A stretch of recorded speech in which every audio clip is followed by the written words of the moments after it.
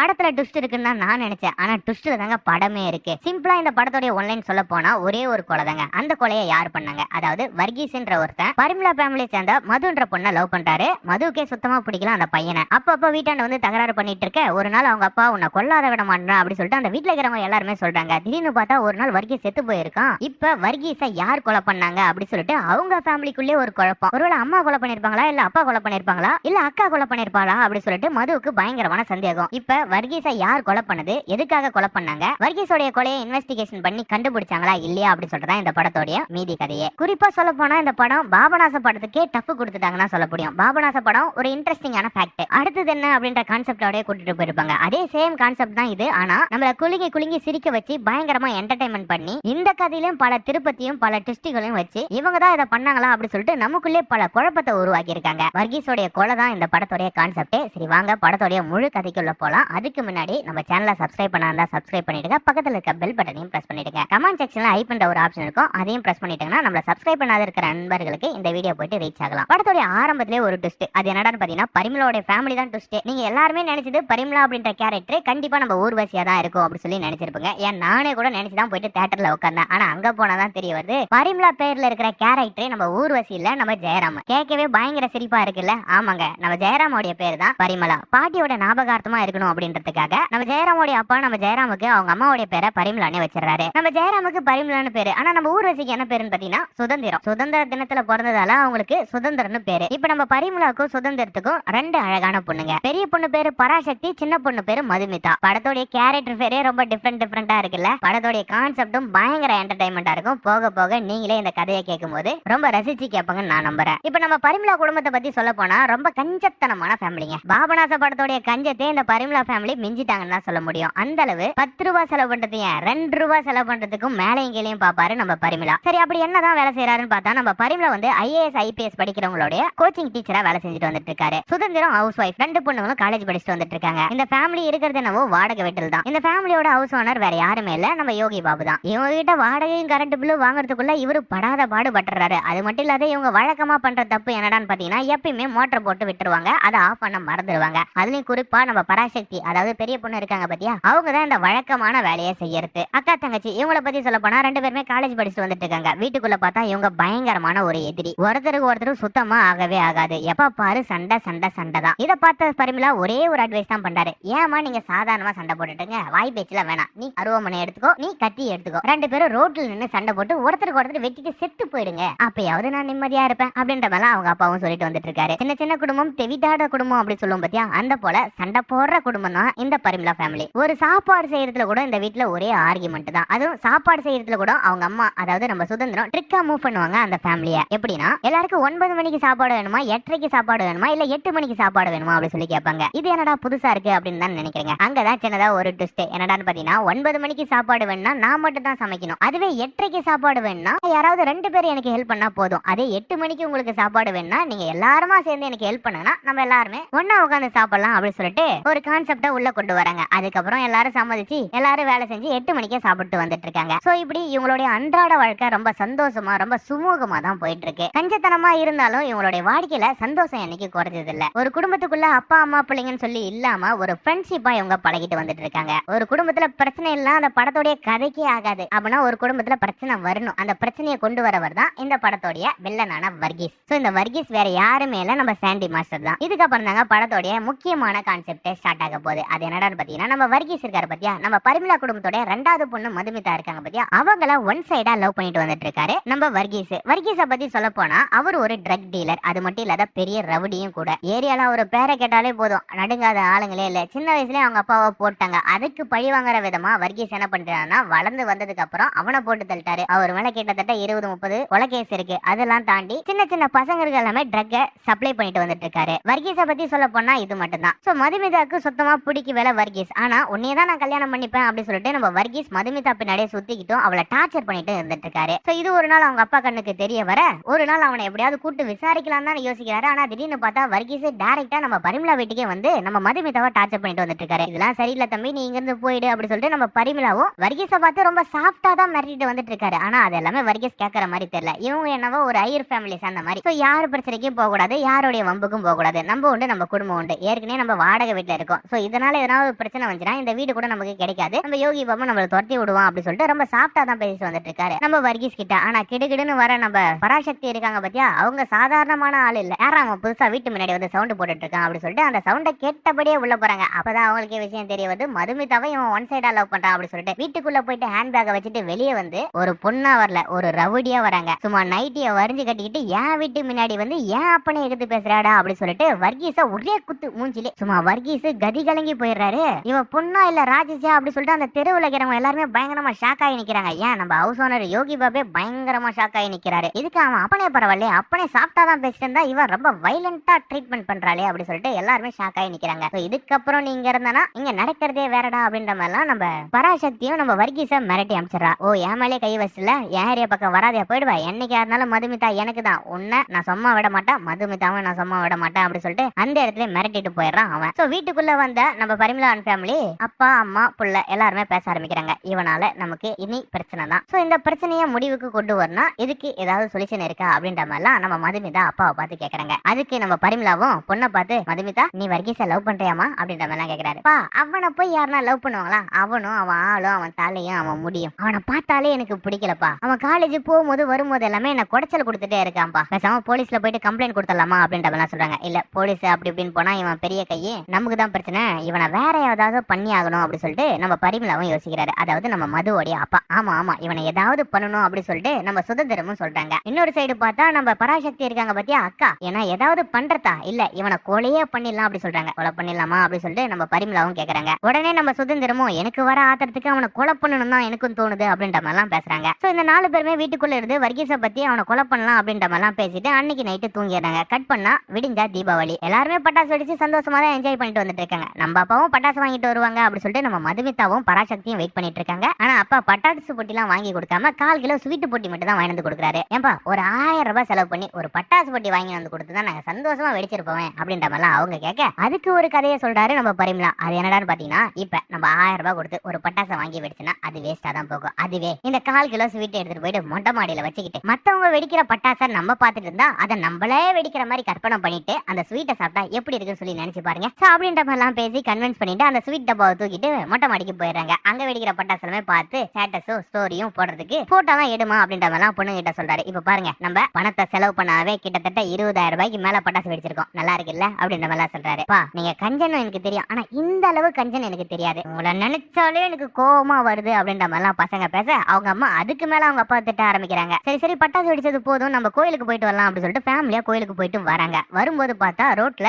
கூட்டமா நிறைய பேர் நின்று வேடிக்கை பார்த்துட்டு இருக்காங்க. என்ன ஆச்சு அப்படின்ற மாதிரிலாம் கேட்க யாரோ ஒருத்தன் செத்து கிடக்குறான் அப்படின்ற மாதிரிலாம் சொல்றாங்க. சரி வா நம்மளும் போய் பார்ப்போம் தீபாவளி அதுமா அப்படின்னு சொல்லிட்டு யாருன்னு சொல்லிட்டு போய் பாக்குறாங்க. பார்த்தா தாங்க இந்த படத்திலே பயங்கரமான ட்விஸ்ட். அங்க செத்து கிடக்குது வேற யாருமே இல்ல நம்ம வர்கீஸ் தான். அதை பார்த்த உடனே ஃபேமிலிக்கு அள்ளு கழுட்டு போயிடுச்சு. எது நேத்து நைட்டு தான் நம்ம இவனை எப்படி கொலை பண்ணலாம் அப்படி சொல்லி பேசிட்டு இருந்தோம், ஆனா இன்னைக்கு இவன் செத்து கிடக்குறான், இந்த கொலையை யாரு பண்ணது அப்படி சொல்லிட்டு இந்த ஃபேமிலிக்குள்ளே ஒருத்தர் மாதிரி ஒருத்தர் கேள்வி கேட்கறாங்க. அப்பா என்னன்னா 2 பசங்களையும் பார்த்து நீங்க தான் இந்த கொலையை பண்ணங்களா அப்படி சொல்லி கேட்கறாரு. பிள்ளைங்க என்னன்னா அப்பா பார்த்து நீ கொலை பண்ணியா அப்படி சொல்லி கேட்கறாங்க. மனைவி கணவனை பார்த்து கேட்க, கணவன் மனைவி பார்த்து கேட்க, ஒருத்தர் மாத்தி ஒருத்தர் கேட்டுட்டே வந்துட்டு இருக்காங்க. ஒரு குடும்பத்துக்குள்ளே இப்படி ஒரு சந்தேகமா அப்படி சொல்லிட்டு நம்மள வேக்க வச்சுட்டாங்கன்னா பாத்துக்கீங்க. சரி சரி இங்க எதுவும் பேச தேவையில்ல அப்படி சொல்லிட்டு வீட்டுக்கு போயிட்டு பேசுறாங்க. சொல்லுங்க யார் இந்த கொலையை பண்ணது அப்படி சொல்லிட்டு ரொம்ப சீக்கிரட்டா கேட்கறாரு நம்ம பரிமளா. அப்பா நீ வேற, நானா எந்த கொலையும் பண்ணல, கொலை பண்ற அளவுலாம் நான் ஒருத்தர் இல்ல, சும்மா வாய் உதார் தான் ஓடுவேன் அப்படின்ற மாதிரிலாம் நம்ம பராசக்தியும் சொல்றாங்க. அதாவது பெரிய அக்கா. எனக்கு மதுமிதா மேலதான் சந்தேகமா இருக்கு. ஏன்னா கடைசியா நாங்க 2 பேருமே மீட் பண்ணிருக்கும் போது வர்கீஸை எப்படியாவது கொலை பண்ணலாம் அப்படி சொல்லிட்டு ரொம்ப ஸ்ட்ராங்கா சொல்லிட்டு இருந்தா எனக்கு அவன் மேலதான் சந்தேகமா இருக்கு அப்படின்ற மாதிரிலாம் பெரிய பொண்ணு சொல்ல, இல்லப்பா நான்லாம் கொலை பண்ணல, கொலை பண்ணா நான் உங்ககிட்ட சொல்ல போறேன் அப்படின்ற மாதிரிலாம் சொல்றாங்க. சோ அப்ப யார் தான் இந்த கொலையை பண்ணிருப்பா? எனக்கு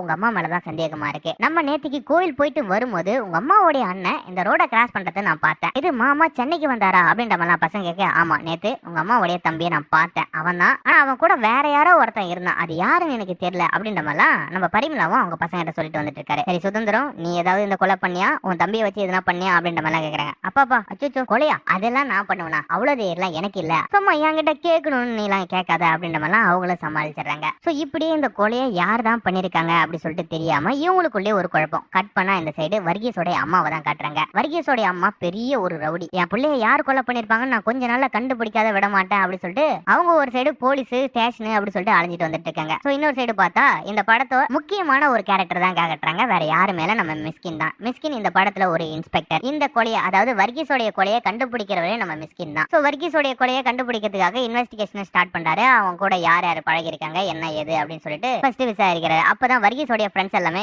விசாரிக்கும் போது தான் ஒரு விஷயம் அவருக்கு புரிய வருது.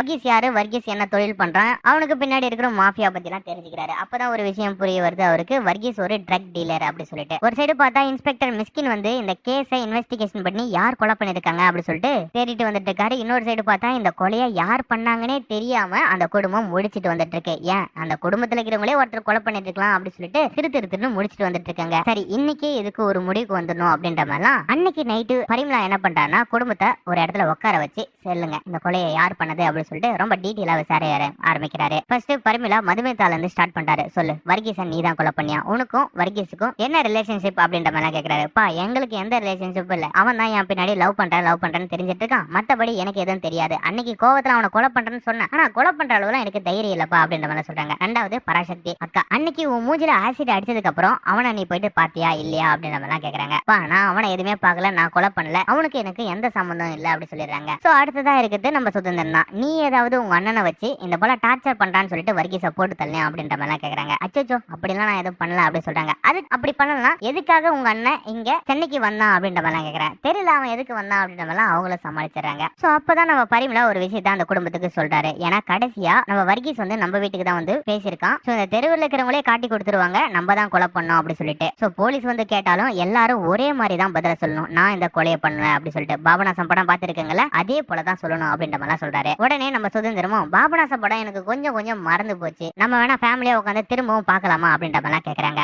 இவ்வளவு வச்சுக்கிட்டு ஒண்ணும் பண்ண முடியாது அப்படி சொல்லிட்டு கோவத்திலே பரிமளா என்ன பண்றாருன்னா, சரி வேற வழி இல்ல, திரும்பவும் அந்த படத்தை பார்க்கலாம் அப்படி சொல்லிட்டு ஃபேமிலியா உட்காந்து படத்தை பார்த்துட்டு இருக்காங்க. சோ இந்த கதையோட நகருல ஒரே ஒரு கேரக்டர் மட்டும் நான் மிஸ் பண்ணிட்டேன், சாரி. அது யாருடான்னு பாத்தீங்கன்னா சிட்டு. இந்த சிட்டு யாருடான்னு பாத்தீங்கன்னா நம்ம பராசக்தி இருக்காங்க பத்தியா, லவ் பண்ற பையன். இந்த சிட்டு வந்து பெருசா கதைக்குள்ள வர மாட்டாரு, ஆனா இந்த சிட்டுக்கு பின்னாடி ஒரு கதை இருக்கத்த கிளைமேக்ஸ்ல நான் சொல்றேன். சோ அப்ப வந்து சொல்லும் போது இவர் யாருன்னு அப்படி சொல்லிட்டு நீங்க கன்ஃபியூஸ் ஆக கூடாதுல, அதுக்காக தான் நான் சொல்ல வரேன். சோ இப்படியே இவங்க அந்த பாபநாச படத்தை பார்த்துட்டு இருக்க அந்த இடத்துல இன்டர்வெல்ல போடுறாங்க. கட் பண்ணா போலீஸ் வந்து நிக்கிறாங்க பரிமளாவோட வீட்டு முன்னாடி. ஆனா போலீஸ் எதுவும் விசாரிக்கல, அப்படியே கிளம்பி போயிட்டாங்க. இந்த கொலையை யார் பண்ணிருப்பாங்கன்னு தெரியாம அந்த குடும்பத்துக்குள்ளே சந்தேகப்பட்டு இருக்க நம்ம பரிமளா ஃபேமிலி. இன்னொரு சைடு இந்த கொலையை எப்படியாவது தேடி கண்டுபிடிக்கணும் அப்படின்னு சொல்லிட்டு பிரஷர் மேல பிரஷர் போட்டுட்டு இருக்க நம்ம மிஸ்கின். இன்னொரு சைடு பார்த்தா மகனை இழந்த நம்ம வர்கீஸோடைய அம்மா. சோ இந்த மூணு பேரும் ஒரு சர்க்கிள்ல இருக்க. திடீர்னு பார்த்தா நம்ம பரிமளாவை தான் காட்டாங்க. நம்ம பரிமளாவுடைய அக்கா வந்து ஹாஸ்பிட்டல்ல சீரியஸா இருக்காங்க அப்படி சொல்லிட்டு அவர் பாலக்காடு கிளம்பி போறாரு. அவருடைய சொந்த ஊர் பாலக்காடு தான். சோ ஹாஸ்பிட்டல் போனதுக்கு அப்புறம் தான் தெரிய வருது அவங்க இறந்து போயிட்டாங்க. உடனே நீங்க கிளம்பி வா அப்படி சொல்லிட்டு நம்ம பரிமளா வந்து அவங்க ஃபேமிலி எல்லாமே கிளம்பி வர சொல்றாங்க. இவங்களும் கிளம்பி போயிட்டு இருக்காங்க. அப்படி கிளம்பி வரும்போது தான்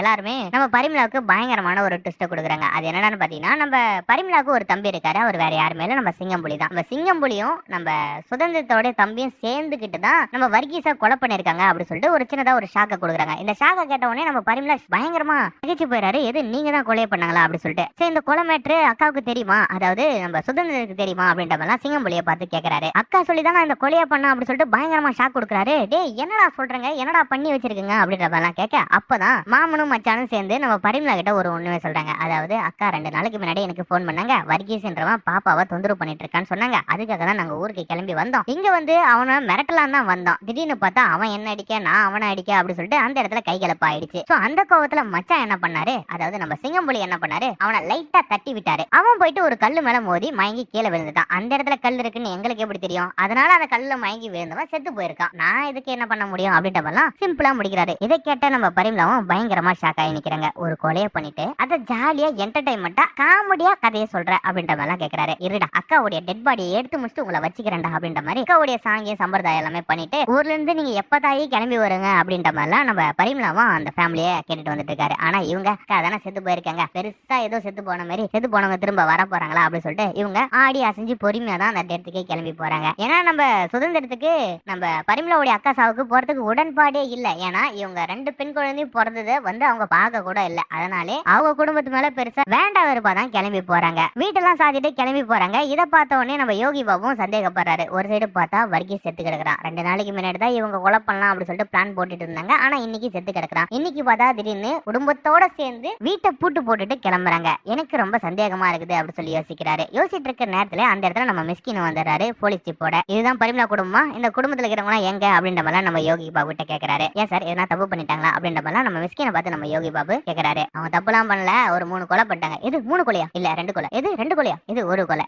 நீ என்ன சும்மா கேள்வி கேட்டுட்டே இருக்க, கொலை பண்ணிட்டாங்க, அவங்க எங்க, அவங்கள விசாரிக்கணும் அப்படின்ற மாதிரி கேக்குறாங்க. அப்புறம் தான் நம்ம யோகி பாபு சொல்றாரு, சார் நான் தான் சார் இந்த வீட்டோட ஹவுஸ் ஓனர், இவங்க கிட்ட 3 மாசம் வீட்டு வாடகை வாங்கத்துக்குள்ளே நான் நொந்து போயிடுறேன். ஆனா இப்ப கொலை கேஸ் அப்படின்னு சொல்லிட்டு நீங்க கேட்கும் போது எனக்கு பயங்கரமா ஷாக்கா இருக்கு, எனக்கு என்ன பண்றதுன்னு தெரியல அப்படின்ற மாதிரி சொல்றேன். உடனே மிஸ்கினும் பரிமளாக்கு போன் பண்ணு அப்படி சொல்றாரு. நம்ம பரிமளாக்கு போன் பண்றாரு, பரிமளா போனை எடுக்க மாட்டேன்றாரு. இன்னொரு சைடு நம்ம சுதந்திரத்துக்கு போன் பண்றாரு, அவங்களும் போன் எடுக்க மாட்டேன்றாங்க. அவங்க எதுக்காக போன் எடுக்க மாட்டேன்றாங்கன்னு பாத்தீங்கன்னா, எப்பவுமே மோட்டர் போட்டு ஆஃப் பண்ணாத வந்திருப்பாங்கல்ல, அதுக்காக தான் ஒரு வேளை யோகி பாபு போன் பண்றாரு அப்படின்றதுக்காக அவங்களும் போனை எடுக்கவே இல்லை. சோ ஒரு கட்டத்துக்கு அப்புறம் பரிமளா யோகி பாபுடைய போனை எடுத்துறாரு. அப்பதான் சொல்றாரு, இந்த போல எங்க அக்கா இறந்துட்டாங்க, அதனால நான் பாலக்காடு வரைக்கும் வந்திருக்கேன் அப்படின்ற மாதிரிலாம் சொல்ல, நம்ம யோகி பாபுவும் பரிமளா கிட்ட ஒரு விஷயத்த சொல்றாரு. உன்னை தேடி போலீஸ் வந்தாங்க, நீங்க ஏதோ கொலையை பண்ணிருக்கீங்களா அப்படின்ற மாதிரிலாம் சொல்றாங்க. தயவு உடனே இங்க வந்து அந்த கொலை கேஸ் எல்லாம் முடிச்சுட்டு இந்த வீட்டை காலி பண்ணிட்டு சாமி அப்படின்ற மாதிரிலாம் சொல்ல, வந்துடும் அப்படின்ற மாதிரிலாம் அவரும் முடிக்கிறாரு. ஒரு சைடு பார்த்தா நம்ம மிஸ்கின் இந்த கொலையை பத்தி ஃபுல்லா இன்வெஸ்டிகேஷனை ஸ்டார்ட் பண்ணிட்டு வந்துட்டு இருக்காரு. சோ இப்படியே ஒரு நாள் 2 நாள் போயிடுது. இப்ப பாத்தீங்கன்னா நம்ம பரிமளா ஃபேமிலி வந்து அகைன் பாலக்காடுல இருந்து திருப்பி சென்னை வந்துட்டாங்க. சென்னை வந்த கையோட நம்ம யோகி பாபு வீட்டுக்குள்ள போய் உடனே இந்த வீட்டை விட்டு காலி பண்ணுங்க அப்படின்ற மாதிரிலாம் கேக்குறாங்க. அப்படி இந்த கேஸை முடிச்சிட்ட உடனே நாங்க போயிடுவோம் அப்படின்ற மாதிரிலாம்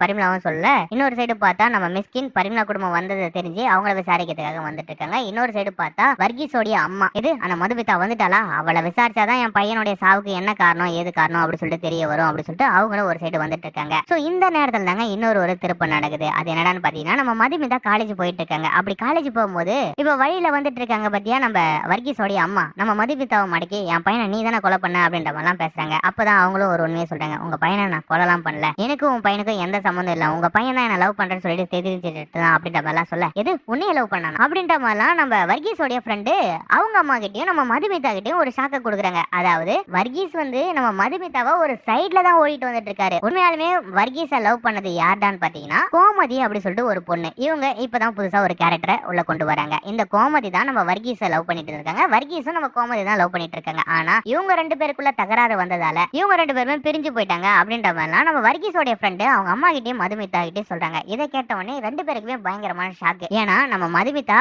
வர்கீஸ் நம்மளாலதான் இறந்து போயிட்டான் அப்படி சொல்லிட்டு ஒரு வருத்தத்துல இருந்துப்பாங்க. சோ இப்ப நம்ம வர்கீஸ் என்ன சைட்ல தான் வச்சிருந்தான் அப்படின்னு தெரிஞ்ச உடனே அவங்களுக்கு பயங்கரமான பிரஸ்டேஜாவே அது மாறிடுது. உடனே நம்ம மதுமிதா என்ன பண்றாங்கன்னா வர்கீஸோட அம்மாவை பார்த்து, தயவு செய்து என் வீட்டுல வந்து வர்கீஸ் என்ன லவ் பண்ணல அப்படின்ற மாதிரிலாம் சொல்லிட்டாங்க, இது வந்து என்னுடைய பிரஸ்டேஜ் ப்ராப்ளம் அப்படின்ற மாதிரிலாம் சொல்லிட்டு அவங்களும் அங்க இருந்து கிளம்பிட்டாங்க. சோ இப்ப வர்கீஸை கொண்டவன கண்டுபிடிச்சாகணும் அப்படின்னு சொல்லிட்டு ரொம்ப தீவிரமா இருந்துட்டு இருக்கு. இந்த சைடு பார்த்தா ஒரு கட்டத்துக்கு அப்புறம் வர்கீஸோட அம்மாவும் இறந்து போயிட்டாங்க. அம்மாவை கொண்டது யாரு அப்படின்னு சொல்லிட்டு இன்னொரு சைடு நம்ம மிஸ்கினும் இந்த இன்வெஸ்டிகேஷனை ஸ்டார்ட் பண்ணிட்டு இருக்காரு. ஆனா இங்க தாங்க இன்னொரு ஒரு திருப்பம் நடக்குது. அது என்னடான்னு பாத்தீங்கன்னா மிஸ்கினோட அசிஸ்டன்ட் அதாவது சப் இன்ஸ்பெக்டர் இருக்காரு பத்தியா, அவர் வந்து ஹையர் ஆபீசருக்கு போன் பண்ணி மிஸ்கின் வந்து இந்த கேஸை கொண்டு போற விதமே சரியில்லை, இந்த கேஸை ரொம்ப டீப்பாலாம் எடுத்து நடத்த மாட்டேன்றாரு, ரொம்ப மேலோட்டமா தான் போயிட்டு இருக்காரு, என்ன ஏதுன்னு விசாரிக்கணும் அப்படின்ற மாதிரிலாம் அவர் கம்ப்ளைண்ட் பண்ணிட்டு வந்துட்டு இருக்காரு நம்ம மிஸ்கினை பத்தி. அப்பதான் எனக்கு இன்னொரு விஷயமும் இடிக்குது. அது என்னன்னு பாத்தீங்கன்னா, ஏன் வந்து மிஸ்கின் வந்து இந்த கேஸை டீப்பா கொண்டு போல, ஏன்னா எல்லா எவிடன்ஸுமே இருக்கு. வர்கீஸ் வந்து கடைசியா பேசினது நம்ம மதுமிதா அவங்க ஃபேமிலியை போயிட்டு டார்ச்சர் பண்ணிருக்காரு, அவங்க டிஃபென்ஸுக்காக இவங்களை கொலை பண்ணிருக்கலாம் அப்படின்னு சொல்லிட்டு ஒரு சந்தேகத்தின் அடிப்படையில கூட போயிட்டு இன்ன வரைக்கும் கேட்கலையே விசாரிக்கலையே அப்படின்னு சொல்லி அவர் சந்தேகப்பட்டு ஹையர் ஆபீசர்கிட்ட சொல்லிட்டு வந்துட்டு இருக்காரு. சரி நான் வந்து மிஸ்கின் கிட்ட பேசுறேன் அப்படின்ற மாதிரி ஹையர் ஆபீசர் சொல்றாரு. சோ இப்படியே ஒரு நாட்கள் ஓடிட்டு இருக்க. இன்னொரு நாள் பாத்தீங்கன்னா இன்னொரு ஒரு கேரக்டரை காட்டுறாங்க. அந்த கேரக்டர் யார்டானாக்கா ஜாமி ஜார்ஜ் நிக்கோலஸ். இவரு ஒரு ரவுடி தான். இந்த ரவுடி வேற யாரு மேல நம்ம ஜெயிலர் படத்துல நம்ம ஷோ ஒரு ஐடென்டி கார்டு அப்படின்ற கேப்பர் பத்தியா அந்த கேரக்டர் தான் இவரு. சோ இவருக்கும் நம்ம வர்கீஸுக்கும் ஆல்ரெடி ஒரு பகை இருந்ததாகவும் இவங்க 2 பேருமே சண்டை போட்டு இருந்ததாகவும் இவன் ஒரு வேளை நம்ம வர்கீஸை கொலை பண்ணிருக்கலாம் அப்படின்னு சொல்லிட்டு இவங்களுக்கு சின்னதா ஒரு க்ளூ கிடைக்குது. வர்கீஸோடைய அப்பாவை கொலை பண்ணதுக்காக 20 வருஷம் கழிச்சு நிக்கோலஸோட அப்பாவை நம்ம வர்கீஸ் கொலை பண்ணிருக்காரு. அதை பழிவாங்கிற விதமா கூட வர்கீஸை அவன் போட்டுருக்கலாம் அப்படின்ற மாதிரிலாம் அவன் மேலே சந்தேகப்பட்டு விசாரிக்க ஆரம்பிக்கிறாரு. அவனும் பாருங்க 2 நாள் கடல்ல இருக்கான், 2 நாள் இருக்கான். இவன் மேலே கொஞ்சம் சந்தேகமா இருக்குது அப்படின்னு சொல்லிட்டு அவன் வீட்டுக்கு வந்தவனே அவனை பிடிச்சி வந்து விசாரிக்க ஆரம்பிக்கிறாரு. சோ அதுக்கப்புறம் தான் மிஸ்கின் ஒரு முடிவுக்கு வராரு இவங்களை விசாரிச்சதுக்கு அப்புறம். சோ கட் பண்ண அடுத்த நாள் பாத்தீங்கன்னா நம்ம மிஸ்கின் என்ன பண்ணிட்டான்னா டைரக்டா போயிட்டு பரிமளா ஃபேமிலியை விசாரிக்கலாம் அப்படின்னு சொல்லிட்டு பரிமளா ஃபேமிலிக்கு போறாரு. அங்க போனதான் தெரிய வருது இவங்களுடைய பேரை கேட்டவனே நம்ம மிஸ்கின் பயங்கரமா ஷாக் ஆகி நிக்கிறாரு. எதுக்கு உனக்கு இந்த பேரா அப்படின்னு சொல்லிட்டு. சரி பரிமளா ஃபேமிலி நீங்களே சொல்லுங்க, வர்கீஸா யார் கொலை பண்ணது? இந்த குடும்பத்துல இருக்கிற யாரோ ஒருத்தர் தான் வர்கீஸா கொலை பண்ணிருக்கீங்க அப்படின்னு சொல்லிட்டு எனக்கு நல்லா தெரியும், நீங்களா சொல்றாங்களா இல்ல நானா சொல்றதா அப்படின்ற மாதிரி கேட்கறாரு. சோ அதுக்கப்புறம் நடந்த கதை எல்லாமே நம்ம மதுமிதாவும் பராசக்தி நம்ம பரிமளா அப்புறம் அம்மா சுதந்திரம் இவங்க எல்லாருமே நடந்த கதை எல்லாமே நம்ம மிஸ்கின் கிட்ட சொல்றாங்க. இந்த கதை எல்லாமே கேட்டதுக்கு அப்புறம் தான் நம்ம மிஸ்கின் அந்த குடும்பத்துக்கு பெரிய ஒரு சர்ப்ரைஸா கொடுக்குறாரு. அது என்னடான்னு பாத்தீங்கன்னா வர்கீஸா யார் கொலை பண்ணாங்க அப்படின்னு சொல்லிட்டு எனக்கு தெரியும் அப்படின்னு சொல்றாரு. அது வேற யாருமே இல்ல, நம்ம பரிமளாவுடைய பெரிய பொண்ணு பராசக்தி லவ் பண்றாங்க பத்தியா சிட்டுன்ற ஒரு பையன், அவன் தான் வர்கீஸா கொலை பண்ணா அப்படின்ற மாதிரிலாம் நம்ம மிஸ்கின் சொல்றாங்க. இதை கேட்ட உடனே நம்ம பராசக்திக்கு பயங்கரமான ஷாக்கு. இன்னொரு சைடு பார்த்தா நம்ம பரிமளாக்கு சிட்டு யாரு அப்படின்றதே ஷாக்கு. எல்லா கதையும் நம்ம மிஸ்கின் அவங்க அப்பா கிட்ட டீட்டெயிலா சொல்றாரு. சோ சிட்டுக்கும் நம்ம வர்கீஸுக்கும் என்ன தொடர்பு அப்படின்ற மாதிரிலாம் கேட்கும்போது தான் தெரிய வருது நம்ம சிட்டு சாதாரணமான ஆள்லாம் இல்ல, அவனும் ஒரு டக் டீலர் அப்படின்னு சொல்லிட்டு தெரிய வருது. இவங்களுக்குள்ள 2 பேருக்குமே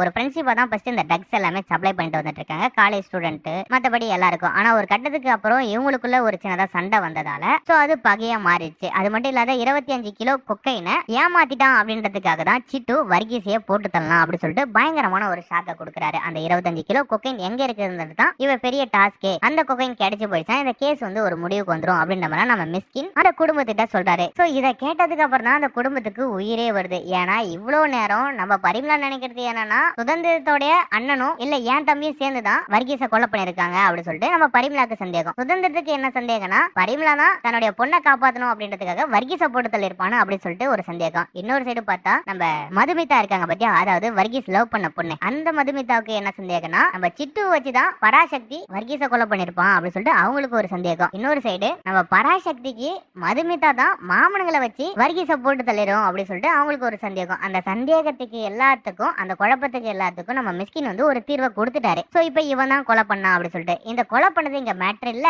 ஆனா சிட்டுவை போயிட்டு அவனை கொலை பண்ணது எல்லாத்துக்கும் வாக்குமூலம் வாங்கிட்டேன். ஆனா அந்த 25 கிலோ கொக்கைனை எங்க வச்சிருக்கான்னு சொல்லிட்டு நான் கேட்டு பார்த்தா அவன் சொல்ல மாட்டேன். அதை சொல்லணும்னா நீ தான் வரணும் பராசக்தி அப்படின்னு சொல்லிட்டு நம்ம மிஸ்கின் பராசக்தியை ஸ்டேஷனுக்கு கூட்டு போறாரு. அங்க போனாதான் நம்ம பராசக்தி நீ இப்படியாப்பட்டவனா அப்படியாப்பட்டவனா அப்படின்ற மாதிரி நம்ம சிட்டுவை பார்த்து கேக்குறாங்க. சக்தி நான் உங்ககிட்ட ஒரே ஒரு விஷயம் தான் மறைச்சிருக்கேன், இந்த டக் விஷயம் மட்டும்தான், அது என் தப்பு தான், அதையும் நான் இப்ப ஒத்துக்கிட்டேன், ஆனா அந்த கொலையை நான் பண்ணல அப்படி சொல்றாங்க. இன்ஸ்பெக்டர் நீ தான் அந்த கொலையை பண்ண அப்படின்னு சொல்றாரு. ஆனா நீ கொலையை பண்ணல அப்படின்னு சொல்ற, இதுக்கு என்னதான் முடிவு அப்படின்ற மாதிரிலாம் கேக்குறாங்க. அதெல்லாம் முடிவு நான் ஒரு நாளைக்கு உங்ககிட்ட சொல்றேன். அந்த கொக்கைன் எங்க இருக்கு அப்படின்ற மாதிரிலாம் நம்ம சக்தி கேக்குறாங்க. அந்த கொக்கைன் வேற எங்கேயும் இல்ல, உன் வீட்டுல தான் இருக்குது அப்படி சொல்லிடுறாங்க. அதை கேட்ட மிஸ்கினும் இந்த கொக்கைனை சீஸ் பண்ணிடலாம் அப்படின்னு சொல்லிட்டு இந்த இதை வந்து முடிக்கிறாரு. சோ இப்ப போலீஸ் ஸ்டேஷனை விட்டு வெளியே வர நம்ம மிஸ்கினும் நம்ம பரிமளாவும் நம்ம சக்தியை பார்த்து ஒரு விஷயத்த கேக்குறாங்க. ஃபர்ஸ்ட் மிஸ்கின் சக்தியை பார்த்து ஒண்ணு கேக்குறாரு, உனக்கு நவீன் தெரியுமா அப்படி சொல்லி கேக்குறாங்க. ஆமா என்னுடைய காலேஜ் மேட் தான், என் ஃப்ரெண்டு தான் அப்படின்ற மாதிரிலாம் சொல்றாங்க. பாவம் அவன் கொஞ்ச நாளைக்கு முன்னாடி தான் இறந்து போயிட்டான் அப்படின்ற மாதிரிலாம் சொல்ல, அவன் வேற யாருமே இல்லமா, அவன் என் மகன் தான் அப்படி சொல்லிட்டு மிஸ்கின் சொல்றாரு. அவன் இது உங்களுடைய பையனா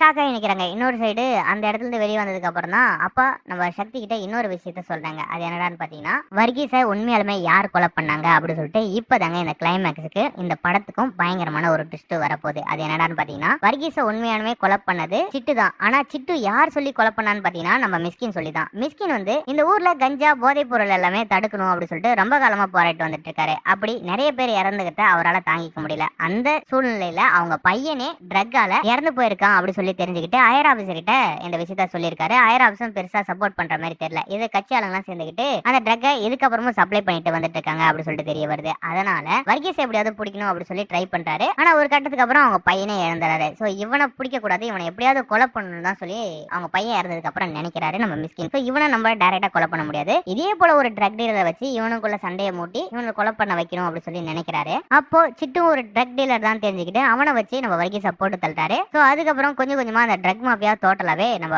மிஸ்கின் அழிக்கிறாரு. சோ இதுதான் நடந்தது அப்படின்ற மாதிரிலாம் நம்ம பரிமளா வந்து நம்ம பராசக்தி கிட்ட எல்லா கதையும் சொல்றாரு. இருக்கிற ஆடியன்ஸ்க்கு எல்லாமே சொல்லிட்டு வந்துட்டு இருக்காரு. இப்ப வர்கீஸை கொலை பண்ணது யாரு? மிஸ்கின் தான். சோ கட் பண்ணா சோ இந்த படத்தோட விடை கிடைச்சு போயிடுச்சு. இப்ப வர்கீஸை